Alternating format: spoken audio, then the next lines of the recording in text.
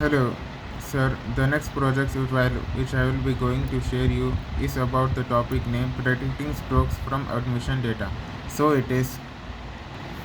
So it is how this is how it is. It is a classification problem because we are asking the algorithm to classify samples into one of two classes, stroke or not stroke. In this, we will learn how to download data and load it into our Jupyter notebook. We will import useful libraries like Pandas, scikit-learn, and imbalanced-learn. We will clean our data and modify it with scikit-learn pipelines. At the first is downloading and importing data. So the easiest way to get started, however, is to run a command line argument directly within our Jupyter notebook. So first we enter pip install pandas, numpy, matplotlib, and seaborn imbalanced learn. This ensures our environment collab instance has installed the latest versions of several commonly used data science packages. And this is the setup matplotlib, and then we imported the packages, and then we downloaded data from the Kaggle, because to train a machine learning model the first thing we need is data. After that, we downloaded the stroke prediction dataset into the .data folder. This is how it is, the Kaggle dataset download D.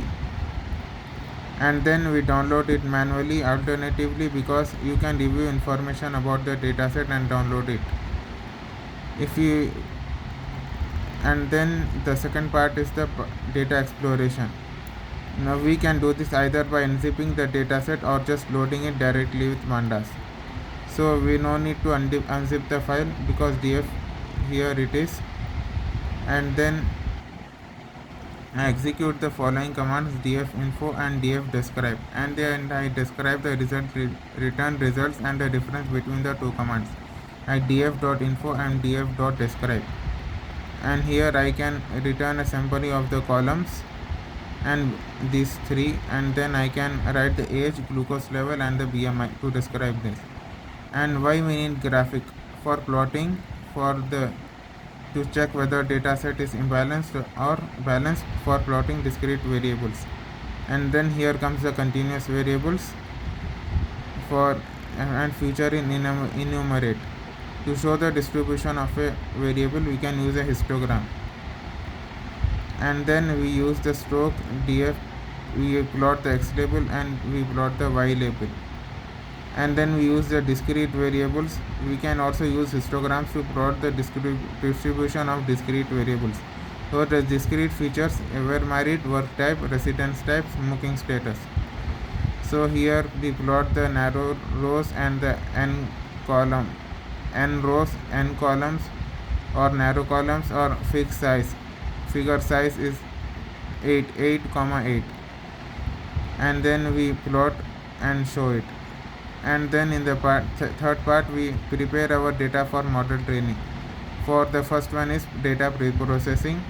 We use this cell and then we calculate the mean of the BMI column and use it to fill in missing values. We then train and test splits. For the data set is divided into majority of the part of the training set, and then the rest of the part is the test set. Then we, from the sklearn model selection, we import train test split, and then we have the data encoding, because many machine learning algorithms are sensitive to how continuous data and categorical data is provided. We have the continuous data here in which the minimum maximum scaling is there, count raw glucose, minimum max scale glucose. And for convenience, sir, I will be posting the projects in the form of PPTs or PDFs which are different from this one, and I hope you can see them also as well, sir. And because this also, I will not be sharing about the VMI of the calculator coding and all of this also, sir. So there are different PDFs there, and here it is different, sir. So coming back to this, sir, then next we have is the standardization, because machine learning algorithms tend to perform worse if data have very different scales. So example is the raw BMI, and the second one is the standardized BMI. Now we use standard scalar function from sklearn. So let's import and define it. Here where we have the cell. So the second one inside this is the categorical data. They could be named as ordinal or nominal. There are name categories, gender or male or female. If it is male it is 0, if it is female it is 1. And then we use ordinal encoder or label encoder, and then we perform the cell. Then we have the ordinal categories and then the nominal categories, and then in which we see the private, self-employed, children, government, children, or never. Then we perform this task, and then we define our column types. Then we have the numerical column and the nominal column, sir. Then the pass columns, hypertension, heart disease, and then the label columns. After that we use the data pipelines, because we could use sklearn pipelines and column transformers, in which we import the relevant classes from sklearn. From sklearn.pipeline we import make pipeline and import column transformer. In the column transformer we have numerical, nominal transformer and label transformer, and then we have the pipeline for this.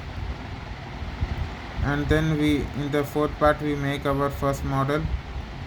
Is it simple until it works, and then it gets more complex like this, and something is fishy is here, like how many people you have predicted had a stroke, like this. So in this, for this is a formula which is already provided to help us understand it more easier. So, and then we print f1 score, and then we import the models, and then we define variables, and then we finally we can loop over each of the models. So, and the part 5 we tackle the unbalanced data sets. We get more data, and then we get more model penalization, and then after that we resample it, in which we get two approaches, which are undersampling and oversampling. It is like this, sir. And then we get the more data, and then we sklearn we perform sklearn library task, and in the end we get this, sir.